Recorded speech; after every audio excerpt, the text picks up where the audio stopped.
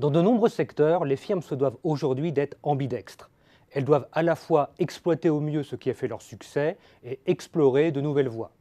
On attend notamment de la fonction recherche et développement, la R&D, qu'elle améliore les technologies déjà utilisées tout en développant des technologies radicalement nouvelles.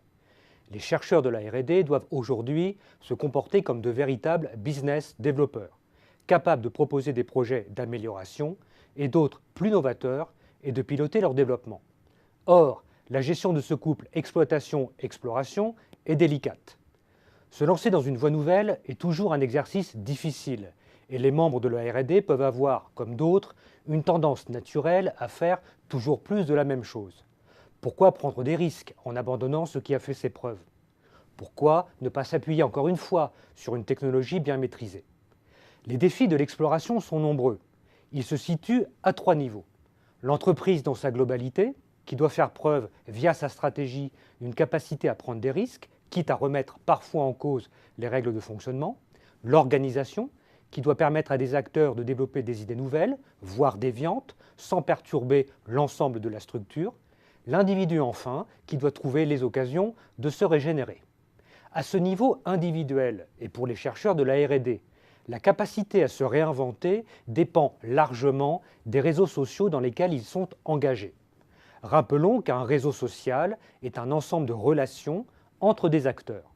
Les analyses en termes de réseaux sociaux partent du principe que la position d'un individu au sein d'un réseau de relations conditionne son accès à des ressources de toutes sortes. Des ressources matérielles, financières, des soutiens ou encore des compétences et des idées nouvelles.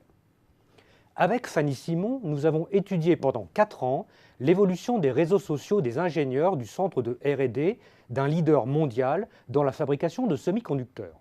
Sur cette période, nous avons pu analyser des succès, des échecs, des projets d'exploitation et des projets d'exploration. Ces travaux confirment l'effet des réseaux sociaux sur la capacité à innover.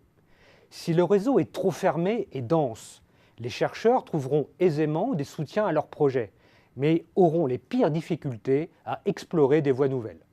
Ils auront ainsi tendance à s'enfermer dans une logique d'exploitation. A l'inverse, si le réseau est trop ouvert vers l'extérieur, s'il est essentiellement constitué de liens avec des acteurs variés qui ne se connaissent pas, les chercheurs capteront des opportunités d'exploration, mais ne parviendront pas à convaincre leurs collègues et leurs hiérarchiques de leur donner les ressources nécessaires pour les concrétiser. Ainsi, pour explorer, les individus ont besoin d'être engagés dans des réseaux de type cœur-périphérie.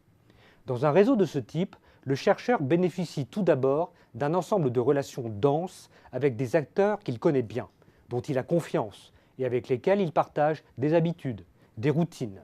Ces relations constituent le cœur du réseau. Au sein de ce noyau, le chercheur agit comme un leader dont la légitimité provient de l'expertise technique et de ses succès passés. Mais pour explorer et plus largement capter des idées révolutionnaires, il faut aussi être en contact avec des acteurs nouveaux, variés, que l'on connaît moins bien car ils viennent de différents domaines. Les relations avec ces acteurs sont plus rares, parfois un peu plus difficiles, mais essentielles pour régénérer le réseau. C'est la périphérie. Ainsi se dessinent des conditions propices aux projets d'exploration, des relations nouvelles et variées qui renouvellent les façons de faire et de penser, et une équipe soudée et compétente autour d'un leader incontestable.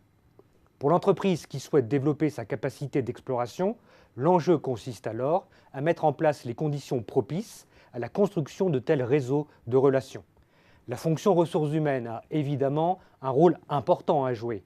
Elle doit faciliter la formation d'équipes pluridisciplinaires, les échanges inter-unités, inter-sites, la connexion des acteurs avec leur environnement. Plus largement, elle doit permettre aux chercheurs de la R&D de tisser des relations avec des acteurs variés dans et en dehors de l'organisation. Les autres fonctions, des clients, des fournisseurs, des centres de recherche d'autres domaines ou encore des communautés diverses. Les managers des ressources humaines doivent veiller aux dysfonctionnements qui peuvent survenir dans un réseau social. Une trop forte concentration des échanges au sein d'une équipe trop centrée sur elle-même et une trop forte ouverture vers l'extérieur du réseau. Chef d'entreprise, pour augmenter votre capacité d'exploration, cultivez les réseaux sociaux de vos chercheurs de R&D.